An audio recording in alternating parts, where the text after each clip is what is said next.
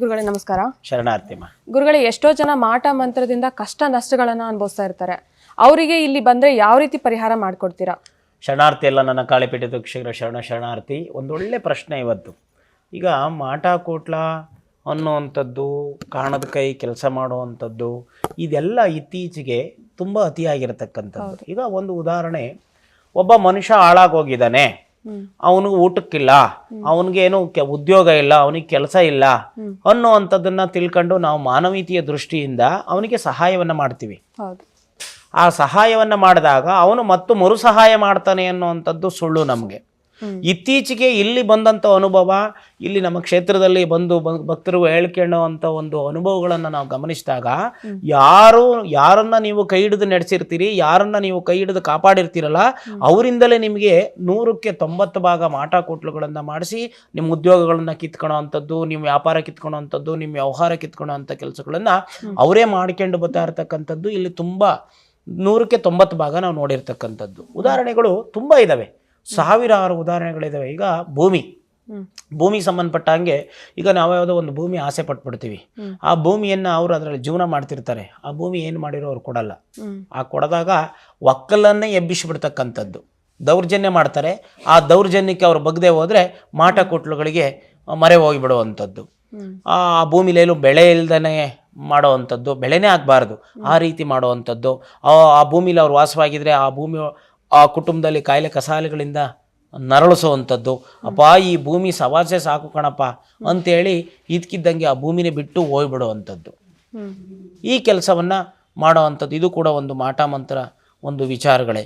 ಮತ್ತು ಒಂದು ಕುಟುಂಬ ಚೆನ್ನಾಗಿದೆ, ಆ ಕುಟುಂಬದಲ್ಲಿ ಮಕ್ಕಳು ವಿದ್ಯಾಭ್ಯಾಸ ಮಾಡ್ತಾ ಇದ್ದಾವೆ, ಆ ಕುಟುಂಬದಲ್ಲಿ ಅಚ್ಚುಕಟ್ಟಾದಂಥ ಉದ್ಯೋಗ ಮತ್ತೊಂದು ಮಗದೊಂದು ಮಾಡ್ಕೊಂಡು ಯಾರು ಸಭಾಸನ ಹೋಗ್ದಂಗೆ ಅವ್ರು ತೆಪ್ಪಗಿದ್ದಾರೆ, ಹಂಗೂ ಕೂಡ ಬಿಡಲ್ಲ. ಅವ್ರಿಗೆ ಹಾಸ್ಪಿಟ್ಲ್ಗಳು ಕಾಯಿಲೆಗಳು ಕ್ರಿಯೇಟ್ ಆಗಂಗೆ ಮಾಡುವಂಥದ್ದು. ಮತ್ತು ಭೂತ ಪ್ರೇತ ಪ್ರಯೋಗಗಳನ್ನು ಮಾಡಿ, ಆತ್ಮ ಪ್ರಯೋಗಗಳನ್ನು ಮಾಡಿ ಶಾರೀರಿಕವಾಗಿ ಅವರು ಕುಗ್ಗಿ ಹೋಗುವಂಥದ್ದು, ಅನಾರೋಗ್ಯಕ್ಕೆ ಒಳಗಾಗುವಂಥದ್ದು. ಪೂರ್ತಿ ಅನಾರೋಗ್ಯಕ್ಕೆ ಒಳಗಾಗಿ ಆತ ಮಲಗಿಬಿಡುವಂಥದ್ದು. ಚಾಪೆಯನ್ನು ಹಿಡಿದು ಬಿಡ್ತಾರೆ, ಅವರು ಹಾಸಿಗೆಯನ್ನು ಹಿಡಿದು ಬಿಡ್ತಾರೆ, ಕೈಕಾಲುಗಳು ಇದ್ಕಿದ್ದಂಗೆ ಬಿದ್ದೋಗೋವಂಥದ್ದು.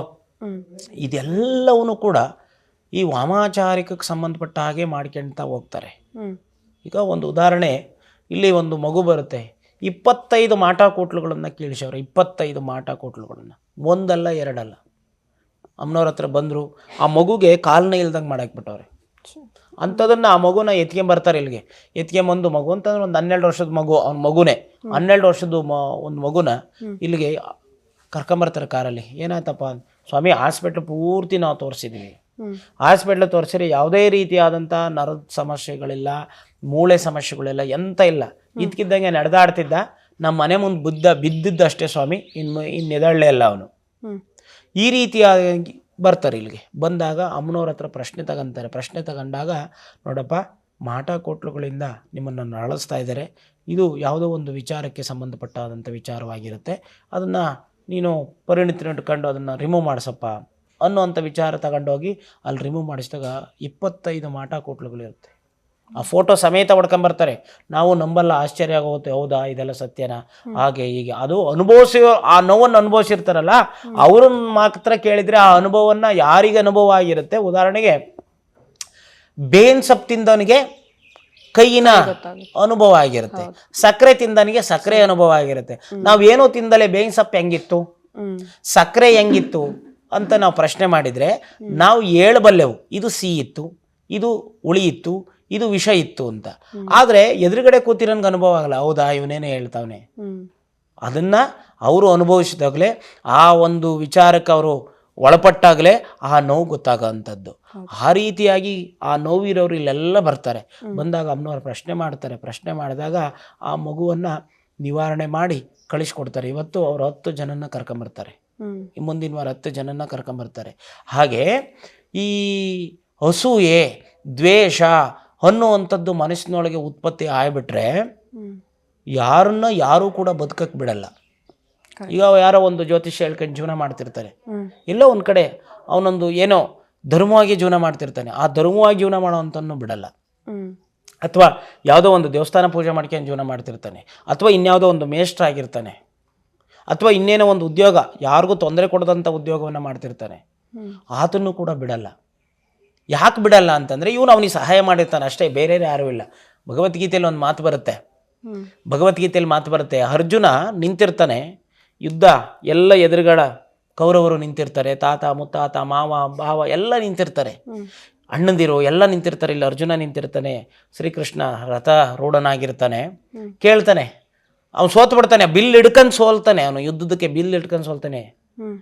ಮಾವ ಅವನು ಶ್ರೀಕೃಷ್ಣನ್ ಕೇಳ್ತಾನೆ, ಮಮ್ಮ ಏನು ಮಮ್ಮ ಎಲ್ಲ ನನ್ನವರೇ, ತಾತ ಮುತ್ತಾತ ಮಾಮ ಇವನು ಅಣ್ಣ, ಹೆಂಗ್ ಮಮ್ಮ ನಾನು, ಇವರೇ ಬೇಕಾಗಿತ್ತ ನನಗೆ ದ್ರೋಹ ಮಾಡೋಕ್ಕೆ ಅಂತ. ಆಗ ಶ್ರೀಕೃಷ್ಣ ಒಂದು ಮಾತು ಹೇಳ್ತಾರೆ, ನಿನ್ನೋರಾಗಿದ್ರೆ ನೀನು ದ್ರೋಹ ಮಾಡೋರೇನಪ್ಪ, ನಿನ್ನೋರಾಗಿದ್ರೆ ನಿನಗೆ ಭೂಮಿ ಕೊಡೋರು, ಅವ್ರು ನಿನ್ನೋರಲ್ಲ. ಅಂದರೆ ಯಾರು ನಮ್ಮವರು ಅಂತ ತಿಳ್ಕೊಂಡಿರ್ತೀವಿ ನಾವು, ಎಲ್ಲರ ಮನಸ್ಸಿನಲ್ಲೂ ಉತ್ಪತ್ತಿ ಆಗುತ್ತೆ ಆ ಮನೋಭಾವ. ಏನು ಉತ್ಪತ್ತಿ ಆಗುತ್ತೆ ಅಂದರೆ ನಮ್ಮವರೇ ಬೇಕಾಗಿತ್ತ ನಮ್ಗೆ ಈ ಕೆಲಸ ಮಾಡೋದಕ್ಕೆ, ನಮ್ಮವರೇ ಬೇಕಾಗಿತ್ತ, ಇದೆಷ್ಟೋ ಪ್ರಶ್ನೆಗಳು ಉತ್ಪತ್ತಿ ಆಗ್ತವೆ. ಇಲ್ಲಿ ಬಂದು ಹೇಳ್ಕೊಂತಾರೆ, ಸ್ವಾಮಿ ನಾವು ತುಂಬ ಸಹಾಯ ಮಾಡಿದ್ವಿ, ನಮ್ಮವರು ಅಂತ ತಿಳ್ಕೊಂಡಿದ್ವಿ, ಅಥವಾ ನಮ್ಮವರೇ ಇಂಥ ಕೆಲಸ ಮಾಡಿಬಿಟ್ರ ಸ್ವಾಮಿ. ಅವ್ರು ನಿಮ್ಮವರಾಗಿದ್ರಲ್ವಾ, ಅವ್ರು ನಿಮ್ಮವರಾಗಿದ್ರೆ ತೊಂದರೆ ಮಾಡ್ತಿರ್ಲಿಲ್ಲ, ಅವ್ರು ನಿಮ್ಮವರಲ್ಲಪ್ಪ, ಒಡಿ ಊಡು ಬಾಣ ಅಂತಾನೆ. ಹಾಗಾಗಿ ಇದು ಇವತ್ತು ನೆನ್ನೆದಲ್ಲ, ಹಿಂದಿನಿಂದಲೂ ಹಾಗೆ ಬಂದಿರತಕ್ಕಂಥದ್ದು. ಇಂಥ ಒಂದು ಸಮಸ್ಯೆಗಳನ್ನು ಈ ನಮ್ಮ ಕ್ಷೇತ್ರ ಪರಂಪರಾಗತವಾಗಿ ಪರಿಹಾರವನ್ನು ಮಾಡ್ಕೊಂತ ಬರ್ತಿದೆ. ಯಾರಿಗೂ ಇಲ್ಲಿ ನಮ್ಮ ಕ್ಷೇತ್ರದಲ್ಲಿ ಮಾಟಕೋಟ್ಲುಗಳನ್ನು ಮಾಡಿ ಆಟ ಆಡಿಸೋಂಥ ಕ್ಷೇತ್ರ ಅಲ್ಲ ಇದು. ನಾನು ಅನೇಕ ಮಾಧ್ಯಮದಲ್ಲಿ ಹೇಳಿದ್ದೀನಿ, ಇದು ಪರಂಪರಾಗತವಾಗಿ ಬಂದಿರತಕ್ಕಂಥದ್ದು. ಯಾರೋ ಎಲ್ಲೋ ಕಾಣದ ಜಾಗದಾಗ ಯಾರೋ ಒಬ್ಬ ಮಾಂತ್ರಿಕರನ್ನ ಹಿಡ್ಕೊಂಡು ಇನ್ನೇನೋ ಒಬ್ಬನ ಹಿಡ್ಕೊಂಡು ಮಾಡಿಸಿರುವಂಥ ಮಾಟಕೋಟ್ಲುಗಳನ್ನು ಕಳೆಯುವಂಥ ಕ್ಷೇತ್ರ ಇದು. ಇದು ಪರಂಪರಾಗತವಾಗಿ ಹೀಗೆ ಬಂದಿರತಕ್ಕಂಥದ್ದು. ಹಾಗಾಗಿ ಇಲ್ಲಿ ಯಾರೇ ಸಮಸ್ಯೆಲಿರಲಿ, ಬನ್ನಿ ಕ್ಷೇತ್ರಕ್ಕೆ, ಅಮ್ಮನವ್ರದ್ದೊಂದು ಪ್ರಶ್ನೆ ತಾಳಿ ಒಂದು ತಡೆ ನಿವಾರಣೆ ಮಾಡ್ಕೊಳ್ಳಿ. ನಿಮ್ಮೆಲ್ಲ ಸಮಸ್ಯೆಗಳು ಕೂಡ ಅಚ್ಚುಕಟ್ಟಾಗಿ ಬಗೆಹರಿಸುವಂಥ ಒಂದು ಮಹಾಕ್ಷೇತ್ರ ಇದಾಗಿರ್ತಕ್ಕಂಥದ್ದು. ಇಡೀ ಪ್ರಪಂಚದಲ್ಲಿ ಯಾವುದಾದ್ರು ಮಾಟಕೋಟ್ಲುಗಳನ್ನು ಕಳೆಯುವಂಥ ಕ್ಷೇತ್ರ ಇದ್ದರೆ ಅದು ಶ್ರೀ ರುದ್ರಕಾಳಿ ಪೀಠಂ ಆಗಿರುತ್ತೆ. ಇಲ್ಲಿ ಪರಂಪರಾಗತವಾಗಿ ಯಾರಿಗೆ ನೋವಾಗಿದೆ, ಯಾರಿಗೆ ಮಾಟಕೋಟ್ಲುಗಳಿಂದ ನರಳ್ತಾ ಇದ್ದಾರೆ, ಭೂತ ಪಿಶಾಚಿಗಳಿಂದ ನರಳ್ತಾ ಇದ್ದಾರೆ, ಒಂದು ದೆವ್ವ ಪೀಡಿಗಳಿಂದ ನರಳ್ತಾ ಇದ್ದಾರೆ, ಅದನ್ನು ಕ್ಷಣ ಮಾತ್ರದಲ್ಲಿ ಗುಣ ಮಾಡಿ ಅಚ್ಚುಕಟ್ಟಾಗಿ ಬದುಕ್ರಪ್ಪ. ನೀವು ಯಾರಿಗೂ ಕೂಡ ಮಾಟಕೋಟ್ಲುಗಳನ್ನು ಮಾಡಬೇಡಿ, ನೀವು ಮಾಡಿದಾರಾ ಅದಕ್ಕೆ ನಾನಿದ್ದೀನಿ, ನಾನು ನೋಡ್ಕೊಂತೀನಿ ಅನ್ನೋ ಒಂದು ಧೈರ್ಯ ತುಂಬಿ ಆ ಕುಟುಂಬವನ್ನು ಸರಿ ಮಾಡಿ ಕಳಿಸುವಂಥ ಮಹಾಕ್ಷೇತ್ರ ಇದಾಗಿರ್ತಕ್ಕಂಥದ್ದು. ಹಾಗಾಗಿ ನಿಮ್ಗೆ ಯಾರಿಗೂ ಏನು ಒಳ್ಳೇದು ಮಾಡೋಕ್ಕಾಗಲಿಲ್ವಾ, ನನ್ನ ವೀಕ್ಷಕರಿಗೆ ಹೇಳೋದು, ನನ್ನ ಕಾಳಿಪೀಠದ ನನ್ನ ಭಕ್ತರಿದ್ದಾರೆ, ಲಕ್ಷಾಂತರ ಸಂಖ್ಯೆ ನನ್ನ ಭಕ್ತರಿದ್ದಾರೆ, ನನ್ನ ಒಂದು ವಾಕ್ಯಕ್ಕಾಗಿ ಒಂದು ವಿಡಿಯೋಕ್ಕಾಗಿ ಕಾಯ್ತಿರ್ತಾರೆ. ನಾನು ತುಂಬ ಗಮನಿಸಿದ್ದೀನಿ. ಕಮೆಂಟಲ್ಲಿ ಹಾಕ್ತಾರೆ, ಎಲ್ಲಿ ಬುದ್ಧಿ ಈ ಸತಿ ಈ ವಾರದಲ್ಲಿ ಏನು ಎಪಿಸೋಡು ನೀವು ಹೇಳಲೇ ಇಲ್ಲ, ಏನೂ ಹೇಳಲಿಲ್ಲ. ಇಲ್ಲಿ ಬರೋಕ್ಕೆ ನಮ್ಮ ಕ್ಷೇತ್ರಕ್ಕೆ ಬರೋಕ್ಕಾಗದೆ ಹೋದರೂ ನನ್ನ ಒಂದು ವಿಡಿಯೋ ಕಾಯ್ತಿರ್ತಾರೆ. ಆ ಒಂದು ಮಾತುಗಳು ಅವ್ರಿಗೆ ಅಷ್ಟು ಸಮಾಧಾನವನ್ನು ತರುತ್ತೆ. ಯಾಕಪ್ಪ ಸಮಾಧಾನವನ್ನು ತರುತ್ತೆ? ಆ ನೋವನ್ನು ಅವ್ರು ಅನುಭವಿಸ್ತಾ ಇರ್ತಾರೆ. ಆ ನೋವನ್ನು ಅನುಭವಿಸ್ತಾರೆ ಅಂತಂತಂದ್ರೆ ಹೌದು ನಮ್ಮನ್ನು ಬಚಾವ್ ಮಾಡುವಂಥ ಕ್ಷೇತ್ರ ಇದೆ ಅನ್ನೋವಂಥದ್ದು ಗೊತ್ತಾಗ್ತಿದ್ದಂಗೆ ಓಡೋಡಿ ಬರ್ತಾರೆ. ಯಾಕಪ್ಪ ಅಂದರೆ ನಮ್ಮನ್ನು ಯಾರು ಬಚಾವೇ ಮಾಡಲ್ವೇನೋ, ನೂರಾರು ದೇವಸ್ಥಾನ ಸುತ್ತಿರ್ತಾರೆ, ನೂರಾರು ಪಂಡಿತರನ್ನ ಸುತ್ತಿರ್ತಾರೆ, ನಮ್ಮನ್ನು ಯಾರು ಬಚಾವೇ ಮಾಡಲ್ವೇನೋ, ನಮಗೆ ಹಿಂಗೆ ಏನೋ, ನಾವು ಹೀಗೆ ಅನುಭವಿಸ್ತೀವೇನೋ ಅನ್ನುವಂಥ ಭ್ರಾಂತಿಗೆ ಒಳಗಾಗ್ಬಿಟ್ಟಿರ್ತಾರೆ. ಎಷ್ಟೋ ಜನ ಹಾಗೆ ಸತ್ತು ಕೂಡ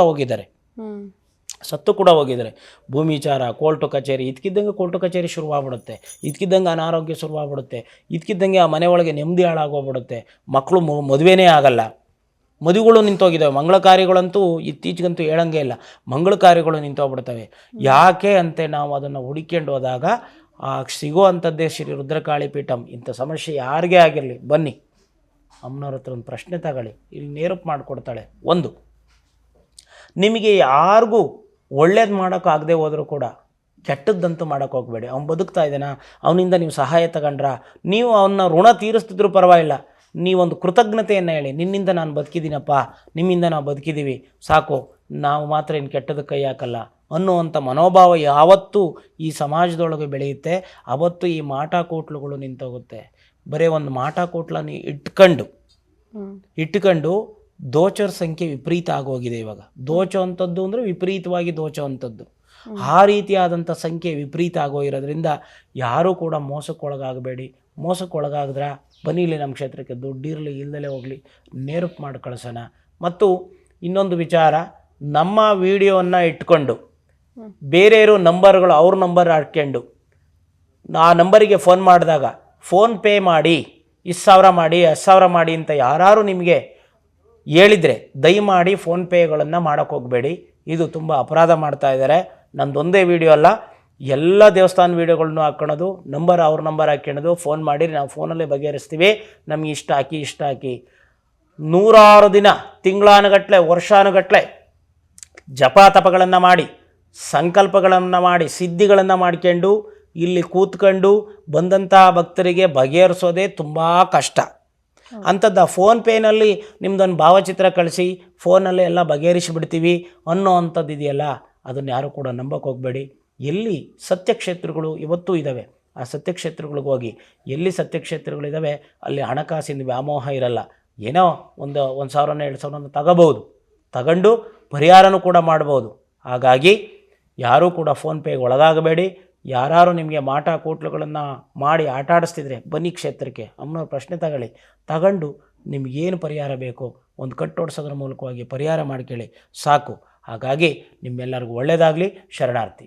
ಗುರುಗಳೇ, ಇತ್ತೀಚೆಗೆ ತುಂಬಾ ಕಡೆ ಮಾಟ ಮಂತ್ರನ ತೆಗಿತೀವಿ ಅಂತ ಅಂದ್ಬಿಟ್ಟು ತುಂಬಾ ಜನ ಹೇಳ್ಕೊಳ್ತಾ ವಿಡಿಯೋಗಳನ್ನ ಮಾಡ್ತಾ ಇದ್ದಾರೆ. ಅಂಥವ್ರಿಗೆ ನೀವೇನು ಹೇಳ್ತೀರಾ? ಒಳ್ಳೆ ಪ್ರಶ್ನೆ. ಈಗ ನಿಮಗೇನಾದರೂ ನಾನು ಒಳ್ಳೇದು ಮಾಡಬೇಕು ಅನ್ನೋ ಅಂಥದ್ದು ಸಂಕಲ್ಪ ಮಾಡಿ ಒಬ್ಬ ಗುರು ಕೂತ್ಕೊಂಡ್ರೆ ನಿಮಗಿನ್ನ ಆ ಗುರು ಒಳ್ಳೆನಾಗಿರಬೇಕು. ಹಂಗಂದ್ರೂ ಮಾತ್ರ ಅವನಿಗೆ, ಮನುಷ್ಯನಿಗೆ, ಒಬ್ಬ ಮನುಷ್ಯ ಇನ್ನೊಬ್ಬ ಮನುಷ್ಯನ ಸಮಸ್ಯೆಗಳನ್ನು ನಿವಾರಣೆ ಮಾಡಬೇಕು ಅನ್ನೋದಾದರೆ ಸಾಮಾನ್ಯ ಮನುಷ್ಯನ ಕೈಲಿ ಇದು ಸಾಧ್ಯ ಇಲ್ಲ.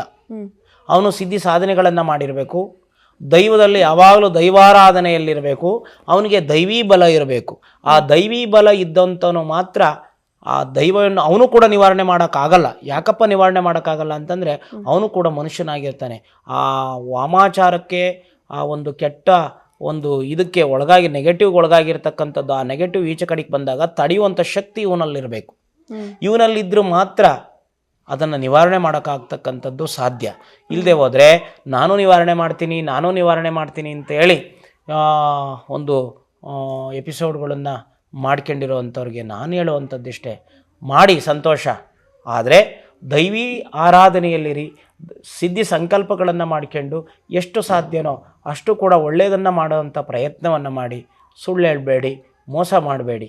ಈ ಒಂದು ವಿಚಾರವನ್ನು ನಾನು ಹೇಳೋಕ್ಕೆ ಇಷ್ಟಪಡ್ತೀನಮ್ಮ. ಗುರುಗಳೇ, ಒಬ್ಬರ ಜೀವನ ಹಾಳು ಮಾಡಬೇಕು ಅಂತಾನೆ ಎಲ್ಲೆಲ್ಲೋ ಸುತ್ತಿ ಮಾಟ ಮಂತ್ರ ಅಂತ ಮಾಡಿಸ್ತಾರಲ್ವಾ, ಅಂಥವ್ರಿಗೆ ಏನು ಹೇಳಕ್ಕೆ ಇಷ್ಟಪಡ್ತೀರಾ? ನಾನು ಹೇಳೋದಿಷ್ಟೇ, ಮಾಟ ಕೋಟ್ಲಗಳನ್ನು ಮಾಡಿ ಆಟ ಆಡ್ಸೋರ ನಿಮ್ಗೈತೆ ಮುಂದೂರಬ್ಬ ಅಂತ.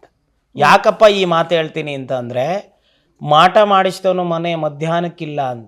ಉದಾಹರಣೆ, ನೀವು ಚೆನ್ನಾಗಿದ್ದೀರಿ, ಒಳ್ಳೆ ಉದ್ಯೋಗವನ್ನು ಮಾಡ್ತಿದ್ದೀರಿ, ನನಗೆ ಉದ್ಯೋಗ ಇಲ್ಲ ಅಂದರೆ ನಿಮ್ಮ ಬಗ್ಗೆ ನಾನು ಹೆಚ್ಚಿಗೆ ಅಸೂಯೆ ದ್ವೇಷಗಳನ್ನು ಬೆಳೆಸ್ಕೊಂಡ್ರೆ ನನಗೆ ಇಮಿಡಿಯೇಟ್ಲಿ ಬಿ ಪಿ ಶುಗರ್ ಬರುತ್ತೆ, ಬಿಟ್ಟರೆ ನಿಮಗೆ ಬಿ ಪಿ ಶುಗರ್ ಬರಲ್ಲ.